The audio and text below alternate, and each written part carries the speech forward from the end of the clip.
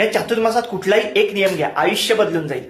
आता आषाढी एकादशी ते कार्तिकी एकादशी हा जो काळ आहे, हा जो पिरियड आहे, 4 महिन्याचा हा काळ आहे, याला चातुर्मास असं म्हणतात. या चातुर्मासात ना विविध लोक विविध प्रकारचे नेम धरत असतात, नियम धरत असतात, संकल्प करत असतात की 4 महिने मी अमुक गोष्ट करणार, ही 4 महिने मी ही अमुक गोष्ट करणार. तुम्हाला तुमचं पुण्य जमा करायचं असेल ना, पुण्य संचय करायचं असेल तर या चातुर्मासात कुठलाही एक साधा सरळ सोपा तुम्ही नेम धरू शकता. बऱ्याच प्रकारचे आहेत. त्यातलं काही लोक असतात की मी हे 4 महिने चहा पिणार नाही, काही लोक म्हणतात 4 महिने मी कॉफी पिणार नाही, मी 4 महिने हॉटेलमध्ये जाणार नाही, 4 महिने मी मंदिरात जाईन, रोज उठून मी मंदिरात जाईन, असा संकल्प असतो. काहींचा नेम असतो. काहींचा असतो की मी रोज 4 महिने 12 सूर्यनमस्कार घालणार. काही तुम्ही नेम करू शकता की मी ह्या जो 4 महिन्याचा पिरियड आहे ह्याच्यात मी पक्ष्यांना खायला घालणार. काहींचा नेम असतो मी जे भटकी कुत्रे असतात रस्त्यावरची त्यांना खायला घालणार. काहींचा नेम असतो मी वृद्धाश्रमात जाणार, जसं जमेल तसं या 4 महिन्यात जास्तीत जास्त वेळा मी वृद्धाश्रमात जाऊन लोकांना मदत करणार.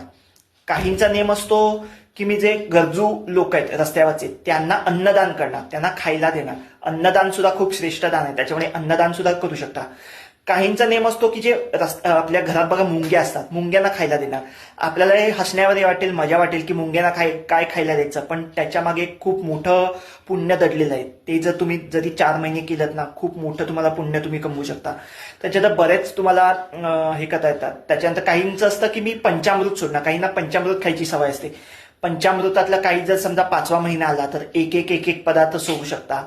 बरेच नियम आहेत, तुम्हाला बरेच संकल्प करता येईल. मी हा छोटासा व्हिडिओ केला फक्त तुम्हाला समजण्यासाठी की हे जर 4 महिन्याचा पिरियड आहे, हा जो 4 महिन्याचा काळ आहे, चातुर्मास म्हणतात याला, तर तुम्हाला पुण्य संचय करायचा आहे, पुण्य जमवायचं असेल तर कुठलाही सरळ साधा सोपा नियम घ्या की जो तुम्ही करू शकता. अगदी तुम्ही रोज उठून देवासमोर तुपाचा दिवा लावू शकता, रोज तुम्ही रामरक्षा म्हणू शकता, रोज तुम्ही अथर्व शीर्ष म्हणू शकता, तुम्ही रोज व्यंकटेश स्तोत्र म्हणू शकता, तुम्ही पसायदान म्हणू शकता, तुम्ही रामरक्षा म्हणू शकता, तुम्ही एक कुठल्याही देवाची रोज आरती करू शकता. काहीही करता येईल तुम्हाला. एक नियम, एक शरीराला नियम लागण्यासाठी एक काहीतरी असा नियम नक्की घ्या की जेणेकरून आपल्या शरीराला आणि त्याचा फायदा पण होतो.